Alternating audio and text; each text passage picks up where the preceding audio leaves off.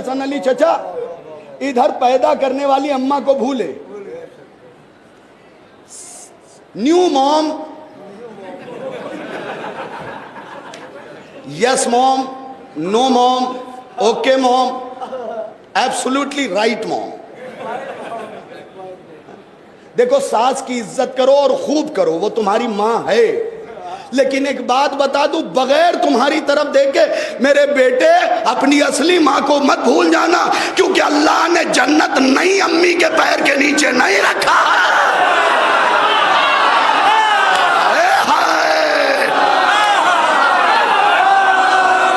سلامت رکھو.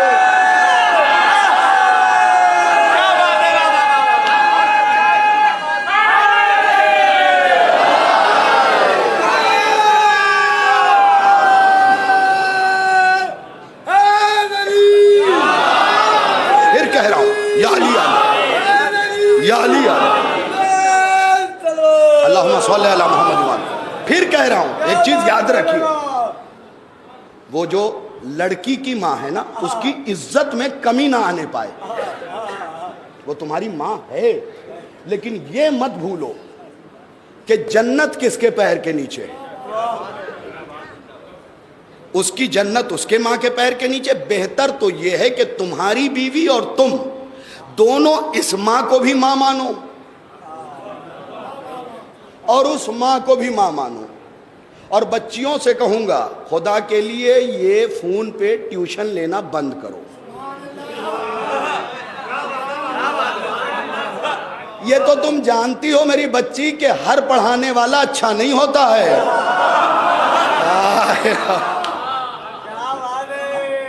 لہذا تمہارا گھر ہے, اپنے دماغ سے چلاؤ اسے. تمہیں اس گھر پہ کیسے شاہی کرنی ہے. شاہی کا مطلب یہ نہیں ہوتا, اچھا بادشاہ وہ ہے جس کی رعایا خوش ہو. بس اب اس سے زیادہ کیا سمجھاؤں صاحب, ایسے ہی سمجھا کے دانت گھس گئے ہیں. لہذا اس ماں کی بھی عزت کرو, اس ماں کی بھی عزت کرو.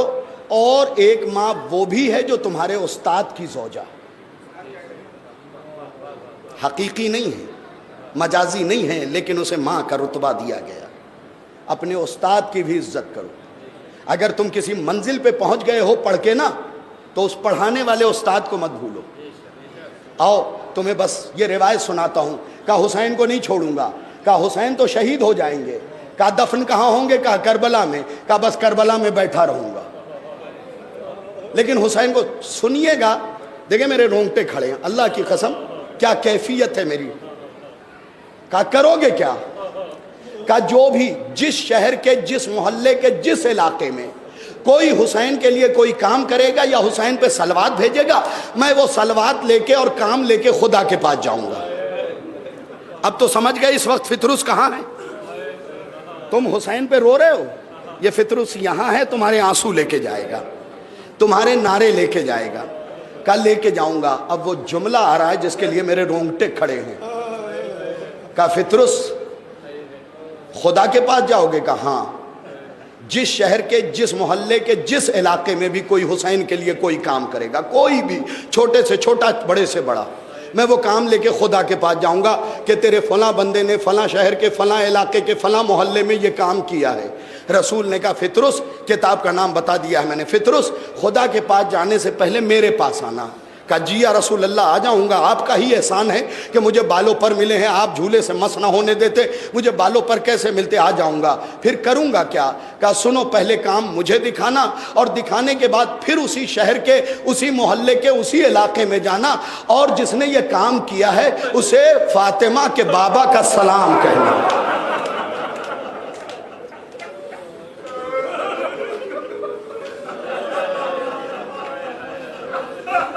ایک باپ کے ایصال ثواب کی مجلس ہے, بچہ مجھ سے بات کرتا رہا. یقیناً مرنے والے کی بیٹیاں بھی ہیں. میں چند جملے پڑھنا چاہتا ہوں. کیا کہا, جا کے اسی شہر کے, اسی علاقے کے, اسی محلے میں جا کے اس کام کرنے والے کو میرا سلام کہنا. محمد کا سلام چھوٹی بات ہے. صرف یہیں پہ رک گئے ہوتے، میں ممبر کی قسم کھا کے کہہ رہا ہوں، اس ذریح کی قسم کھا کے کہہ رہا ہوں، اس بارگاہ کی قسم کھا کے کہہ رہا ہوں، یا رسول اللہ سلام پہنچا دوں گا۔ کہا صرف سلام نہیں، اس سے جا کے کہنا کہ حسین کے نانا نے وعدہ کیا ہے کہ جہاں میں رہوں گا وہیں اسے رکھوں گا۔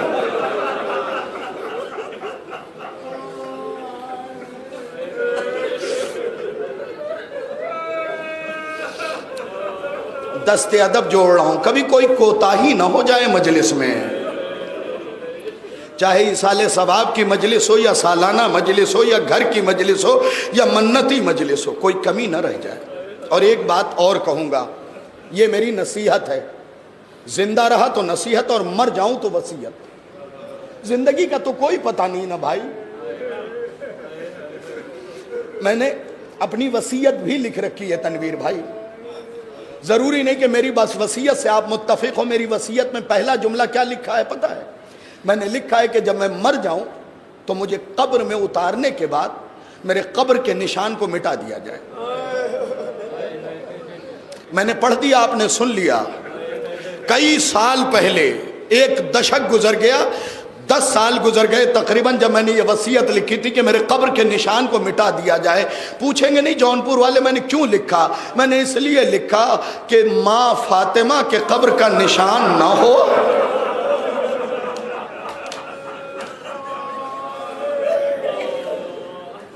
اچھا نہیں لگتا نا کہ رسول کی بیٹی کے قبر کا نشان نہ ہو۔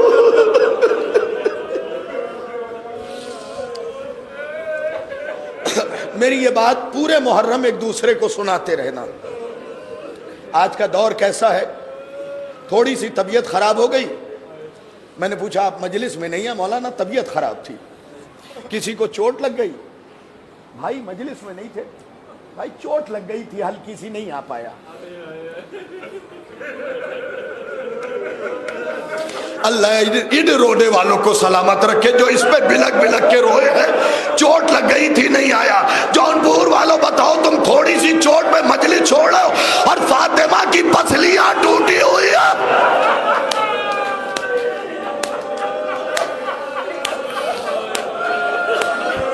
جن جن بھائیوں نے میرے ذمہ دعا لگائی ہے مولا ان سب کی دعا کو قبول فرما۔ پسلیاں ٹوٹی ہوئی ہیں، 3 پسلیاں ٹوٹی ہوئی۔ فاطمہ اس کے بعد بھی مجلس میں آ رہی ہے۔ اچھا یہاں سے بیٹھا ہوا یہاں تک ہر شخص مجھے جواب دے، تم گھر میں مجلس رکھتے ہو، فاطمہ آتی ہے؟ تم شامیانے کے نیچے رکھتے ہو، آتی ہے؟ یہ بچے دھوپ میں رکھ دیتے ہیں، بچوں کو کیا پتا، تھوڑے سے جمع ہو گئے، 2 ہاتھ ماتم کر لیا، فاطمہ وہاں بھی ہے، پسلیوں کو تھامے ہوئے، سکینہ کی انگلی پکڑے ہوئے۔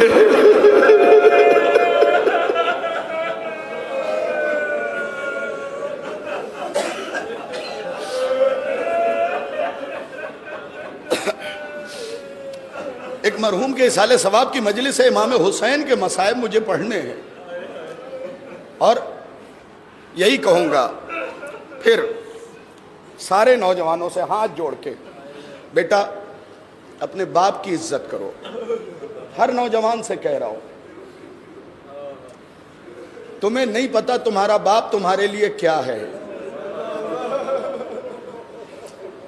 سماج میں سر اٹھا کے چلتے ہو باپ کی وجہ سے۔ حسن علی چاچا آپ بہت نفسیاتی مسائب پڑھتے ہیں، مرثیے کے ذریعے ایک سوال کر رہا ہوں، آخر باپ روتا کیوں نہیں؟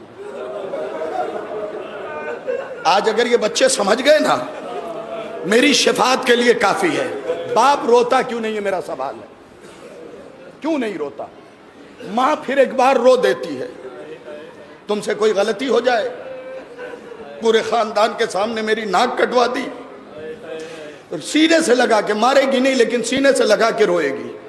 باپ کو تم نے روتے ہوئے دیکھا؟ ایک جوان نے مجھ سے ایک جگہ کہا کہ مولانا مرد کا دل سخت ہوتا ہے. میں نے کہا بیٹا کلیجے سے لگایا. میں نے کہا بیٹا اگر دل سخت ہوتا ہے تو پھر مصائب حسین میں پھوٹ پھوٹ کے کیوں روتا کیوں روتا ہے؟ اگر اس کا دل سخت ہوتا ہے تو وہ مصائب میں کیوں روتا ہے؟ میں بتاؤں میں نے نفسیات کی کتاب میں پڑھا کہ باپ اس لیے نہیں روتا ہے کیونکہ وہ نہیں چاہتا اس کا بیٹا کمزور پڑ جائے. وہ چاہتا اس کے بیٹے کی قوت بنی رہے. اچھا انصاف سے بتائیے 22-24 میں جس لڑکے کی شادی ہوئی 30 سال میں وہ ذمہ دار کیوں بن جاتا ہے؟ کیا اس کا دل نہیں چاہتا کہ وہ اچھے جوتے پہنے؟ پھر وہ اپنے پرانے جوتے موچی کے پاس لے جا کے کیوں ٹکوا رہا ہوتا؟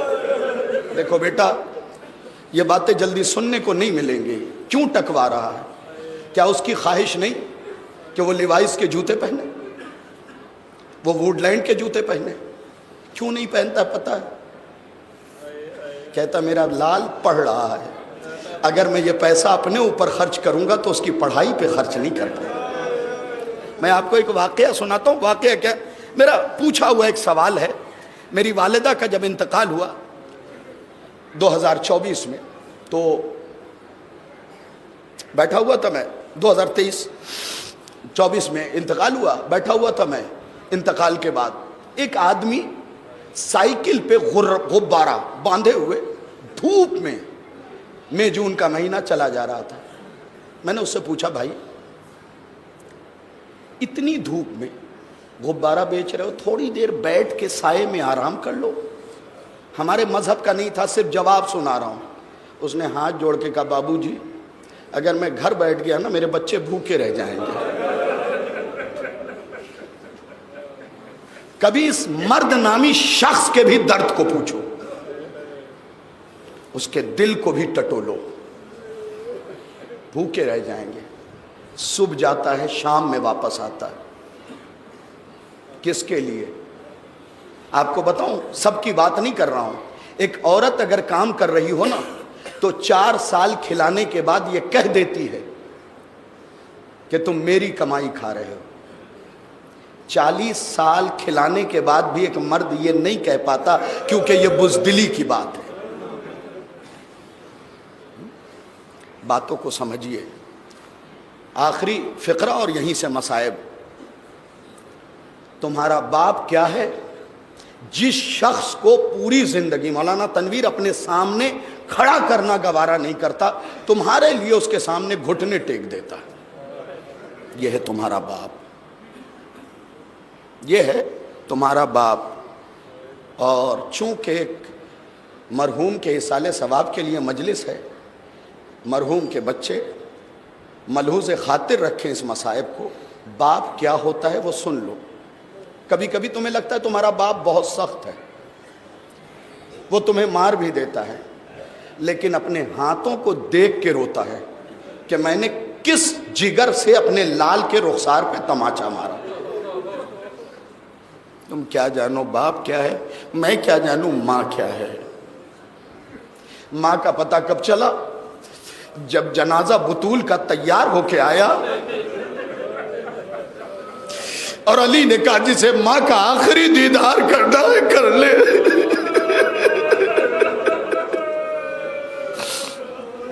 میں ممبر پہ بیٹھ کے کہہ رہا ہوں ایک لفظ بھی کتاب سے ادھر ادھر نہیں. کیا کہا جسے ماں کا دیدار کرنا ہو کر لے. زینب ام کلثوم گر پڑی، امام حسن گر پڑے، لیکن روایت کے جملے حسین دور کھڑے رہے اور آواز دی جب تک اماں نہ بلائیں گی. سنو ایک مصائب کا پتہ مجھے تب چلا جب میں ماں کے جنازے پہ پہنچا. مصائب کا پتہ تب چلا. ایک مصائب کا پڑھا بہت پہلے تھا. امام حسین قریب گئے. آپ سب کسی نہ کسی گود میں پلے ہیں. اگر آپ کی ماں زندہ ہے تو آج ان کے قدموں پہ ہاتھ رکھ کے تھوڑی دیر ان کے پیروں کو دبائیے گا. اور اگر زندہ نہیں ہے تو شام کے وقت ماں کی قبر پہ جائیے گا اور جو کوتاہی ہو گئی ہو اس کے لیے معافی مانگیے گا. بھائی منتظر جب میری والدہ مر گئی. میں ممبئی میں تھا, فلائٹ سے پہنچا. جو ماں ہمیشہ دروازے پہ باہیں پھیلا کے کھڑی رہتی, اس دن وہ موجود نہیں تھی. بے حس و حرکت لاشا پڑا ہوا تھا. میں قریب گیا, بے تحاشا روتے ہوئے میں نے اپنے ہاتھ کے پیالے کو اپنے ماں کے رخسارے پہ رکھا. میری عادت تھی, میں اپنی والدہ سے ایسے ہی بات کرتا تھا, اس طریقے سے ہاتھ رکھ دیتا تھا اور پھر گفتگو کیا کرتا تھا. تو میں نے عادت کے مطابق کچھ جملے کہے. اچانک سے میری چیخ نکلی. مجھے حسین کا ایک مصائب سمجھ میں آیا. کیوں سنایا ہے؟ آپ سر و سینہ پیٹ کے روئیں گے, اور اس سے کم میں رونا بنتا نہیں ہے. فقرے پہ امام حسین نے ماں کے رخسار پہ ہاتھ رکھا, اور رکھنے کے بعد بات کی. جب فاطمہ نے جواب نہ دیا, حسین نے کہا ماں اگر آج نہیں بولو گی حسین مر جائے گا.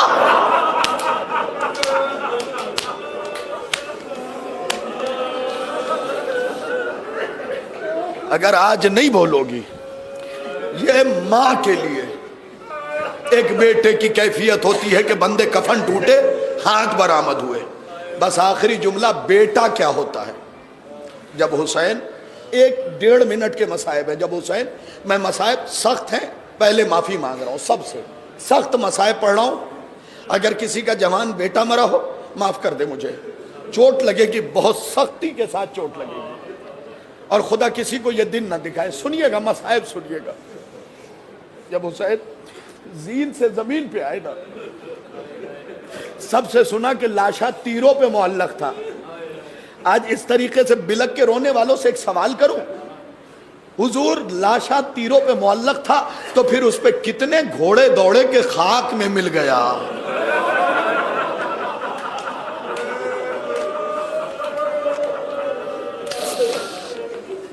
اب سنو,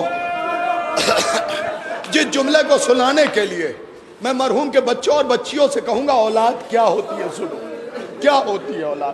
تم سوچتے ہو تمہارے ماں باپ نے تمہارے خلاف سخت قدم اٹھایا نہ, والدین کیا ہوتے. سنو اس جملے. جب حسین زمین پہ آ گئے, زلجنا تیروں سے چل دی ہے. میں آپ کو بتاؤں, کبھی زلجنا کے مصائب پڑھے نا تو تفصیل سے بتاؤں گا. اس طرف کا بدن زلجنا کا نہیں دکھتا تھا تیروں کی وجہ سے, نہ اس طرف کا دکھتا تھا, اتنے تیر اور نیزے لگے تھے. حسن علی چچا, ایک زخم لگ جائے تو گھوڑا چھوڑ کے بھاگ جاتا ہے. پتہ ہے بزرگوں اس گھوڑے نے کیا کیا؟ علامہ حافظ کفایت حسین صاحب پڑھا کرتے تھے کہ یہ گھوڑا حسین کے قریب گیا. اب اگر آواز نہ پہنچے تو مجھے معاف کر دینا. حسین کے قریب گیا اور جانے کے بعد کہتا, آقا کوئی کام ہو تو بتا دیجیے.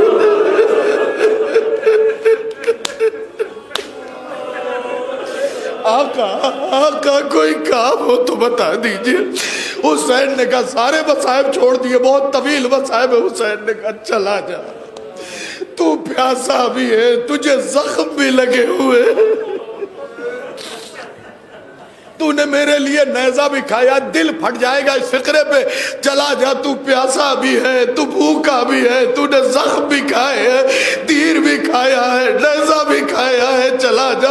ایک مرتبہ گھوڑے نے حسین کے قدموں پہ سر رگڑ کے کہا, آقا کیسے چلا جاؤ, وہ دن نہیں بھولا جاتا جب تیری اماں ردا میں جو کھلاتی تھی اور کہتی تھی میرے حسین کو اکیلا نہ چھوڑ.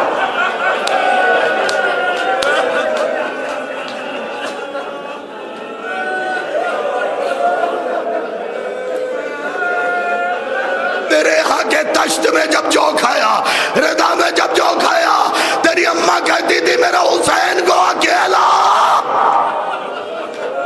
آخری جملہ. اتنے میں حملہ ہوا, گھوڑے پہ حملہ کیا گیا. گھوڑے نے حملہ کر کے دشمنوں کو تتر بتر کیا. پھر قریب آیا. آقا ہر باپ سنے اس مصائب کو اور ہر بیٹا سنے اس مصائب کو. باپ کسے کہتے سن لو, کہا چلا جا، تو نے بڑے زخم کھائے، بڑے نیزے کھائے، چلا جا۔ ایک مرتبہ اپنے سر کو حسین کے پیروں پہ رگڑ کے کہتا ہے آقا کوئی تو حکم دیجئے۔ حسین نے آنکھیں بند کی، ٹھنڈی سانس لے کے کہا اگر کچھ کرنا چاہتا